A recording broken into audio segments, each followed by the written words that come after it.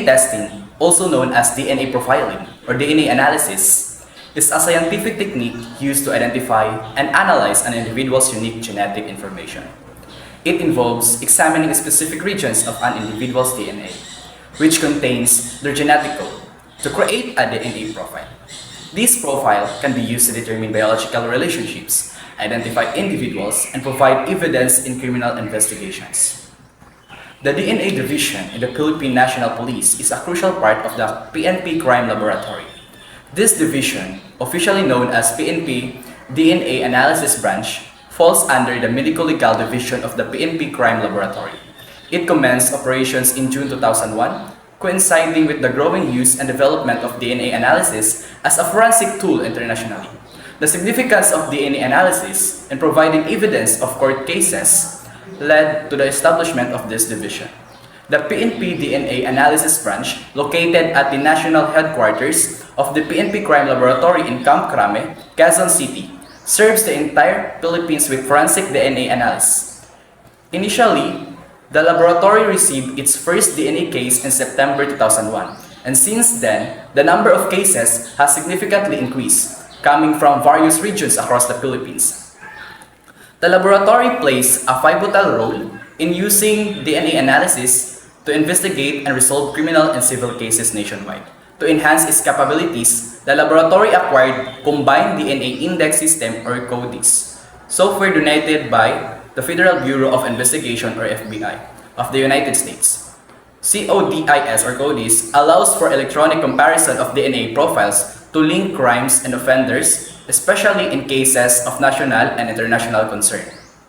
Moreover, expansion plans are in place to establish DNA laboratories in Visayas and Mindanao to cater to the growing number of cases. The work of the PNP DNA Division has been instrumental in solving cases of different natures, particularly those involving serious crimes like murder and rape. The division employs forensic experts and chemists to handle DNA analysis, contributing significantly to the resolution of criminal cases in the Philippines.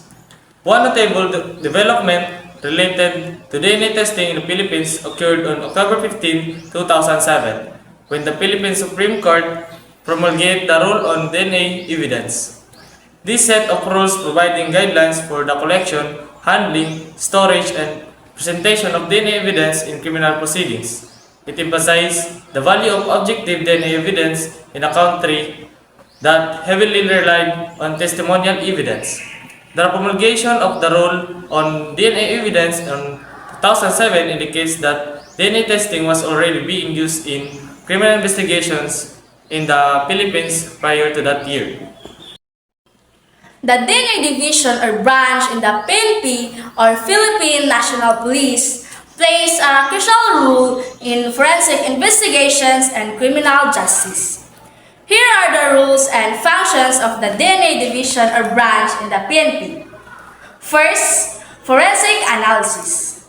The DNA division in the PNP is responsible for conducting forensic analysis of DNA evidence collected from the crime scene.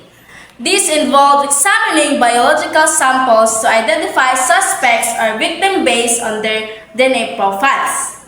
Second, criminal investigations.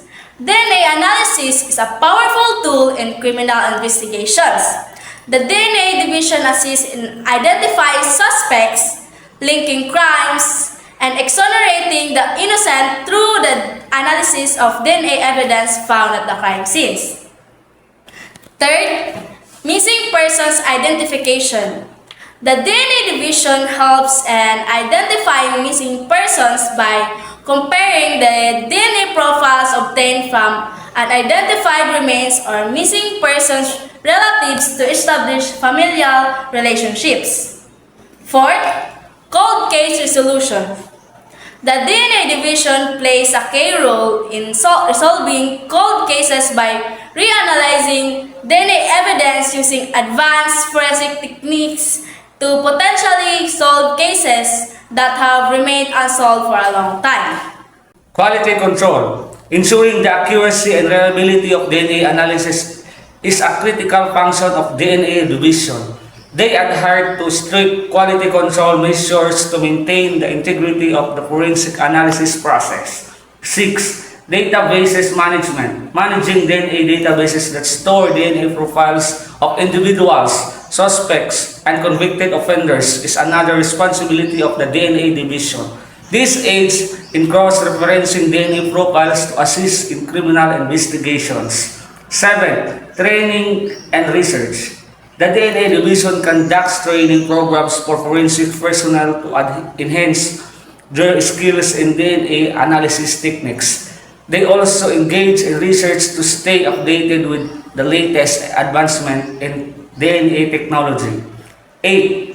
Collaboration with other agencies. Collaborating with other law enforcement agencies, forensic labs, and international organizations and essential for sharing information, expertise, and research related to DNA analysis and forensic investigations.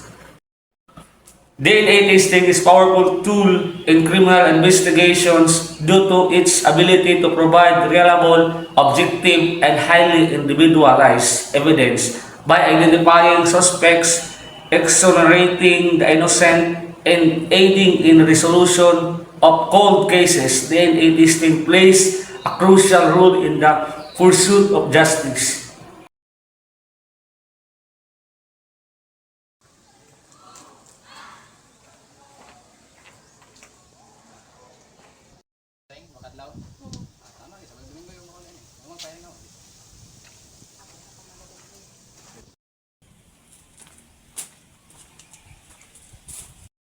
Nak, nasan yung nanay mo? Umalis po, tay. May pinuntahan. Ah, ganun ba, nak? So, wala kang kasama dito. Opo, tay. Kanina pa ba siya umalis? Opo, kakaalis na lang po. Ah, ganun ba, nak? Anong gagawin mo ngayon dito? Wala po. Ah, ganun ba, nak? So, ikaw lang ngayon dito, nag-iisa. Tay, ano ba yung ginagawa mo? Wala, anak. Nalalambing ko lang yung prinsesa ko. Tay, wag po.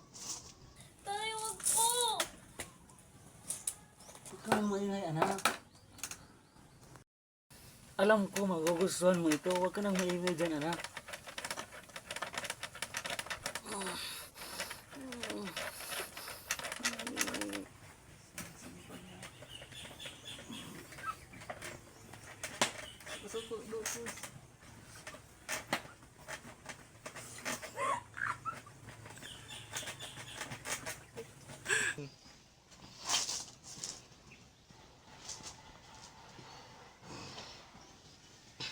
Huwag mong ipagsasabi sa nanay mo.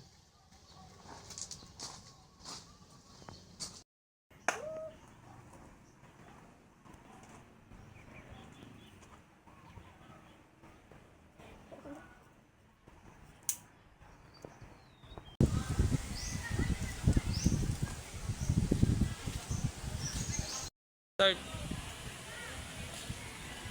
Oh, Lagalia. Dito ka pala. Mukhang lumaki ka ngayon ah.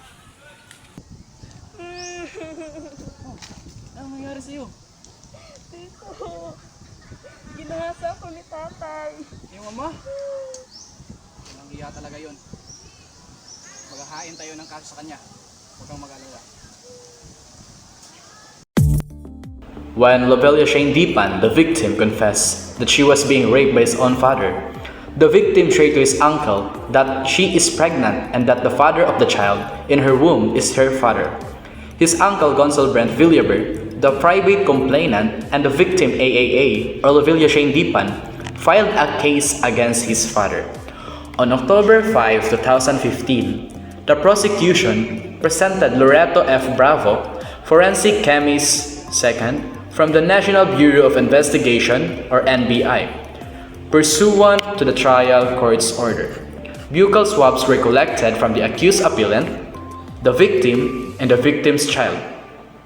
The witness then testified that after the amplifications and DNA profiling conducted during the laboratory examinations at the NBI office, Taft Avenue, Manila, the results of their analysis showed that the minor victim is the daughter of the accused appellant. Moreover, the analysis also revealed that accused appellant is the biological father of the victim's child with a probability of paternity of 99.999% as per DNA report number DNA-15-09. A DNA test is nearly 100% accurate at determining whether a man is another person's biological father. DNA tests can use cheek swabs or blood tests. You must have the test done in a medical setting if you need the results for legal reasons. In a DNA test, it can be confirmed that a person is the biological father of a child with nearly 100% accuracy. The test looks for genetic matches between the potential father and the child. If the DNA sequences match, it confirms the paternity. The DNA paternity test is extremely accurate and show with 99.9% accuracy if man is the biological father of a child.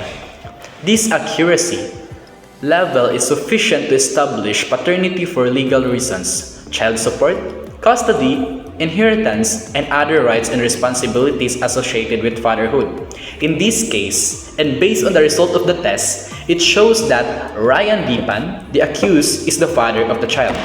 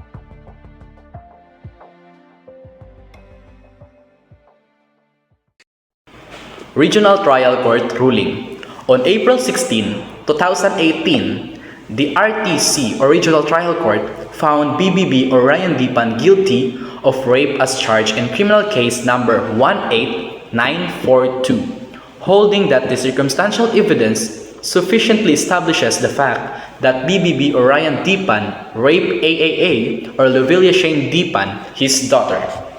The RTC declared that it cannot be denied that AAA or Lovelia Shane Dipan was still a minor at the time of the commission of the crime, as evidenced by her certificate of live birth and by BBB's or Ryan Dipan's own admission, and that she was impregnated by her own biological father. And while there may be a discrepancy as to the exact time that BBB took carnal knowledge of his own daughter, the trial court ruled that the same cannot overcome the fact that a DNA test confirms that BBB is the father of AAA's child. Word, premises finding the accused Ryan Dipan guilty beyond reasonable doubt as principal of the crime rate defined under Article 266-8, Paragraph 1, and penalized under Article 266-8 of the revised penalty, as amended by RA 8353, there being no aggravating nor mitigating circumstances in evidence. He is hereby sentenced to suffer the penalty of reclusion perpetual of criminal case number 18942. Further, the accused is hereby ordered to indemnify Lovelia Shane Dipan and her mother the amount of $75,000 as moral damages, plus the sum of 40,000 pesos as exemplary damages, and to pay the costs. Furthermore, accused is ordered to support the child born on Lovelia Shane Dipan. So ordered. On November 11, 2019, the Court of Appeal issued the herein assailed decision affirming with modifications BBB's conviction. The appellate court held that, indeed, the fact that BBB fathered AAA's child is irrefutable. It is conclusive proof that BBB had carnal knowledge of his own minor daughter. The Court of Appeal further ruled that because BBB is AAA's father, there was no more need for the prosecution to prove that there was actual threat, force, or intimidation in the commission of the crime of rape. BBB's moral ascendancy over AAA already exists by virtue of their relationship as father and daughter, respectively. Finally, the Court of Appeal declared that the fact that AAA's child's date of birth does not correspond with the exactitude to the date when AAA was raped by BBB is immaterial. The date of commission of the rape is not an essential element of the crime, especially in this case, when the victim was impregnated by her own father. The appellate court emphasized. Further, the appeal is denied. The decision located on June 14, 2018 of the Regional Trial, Branch 1 of the Pnp, finding the accused appellant, Ryan guilty beyond reasonable doubt of rape in crime case number 18942, is hereby affirmed with notification that the penalty of reclusion perpetua is imposed without the benefit of parole, and the amounts awarded for the civil indemnity, moral damages, and exemplary damages are hereby increased to 100,000 pesos, each pursuant to the prevailing jurisprudence. So ordered. Because of the result of the DNA test, the Supreme Court ruled that the accused is guilty of rape.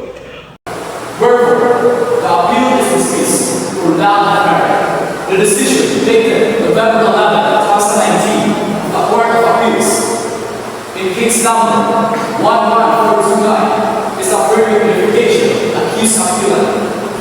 Ryan Dipan is found guilty beyond reasonable doubt of rape under Article 266-8 of the revised penalty, as amended, and is hereby sentenced to suffer the penalty of reclusion perpetua without eligibility for parole. Accused appellant Ryan Dipan is further ordered to pay Lovelia Shane Dipan the amount of 100,000 pesos, each as civil indemnity for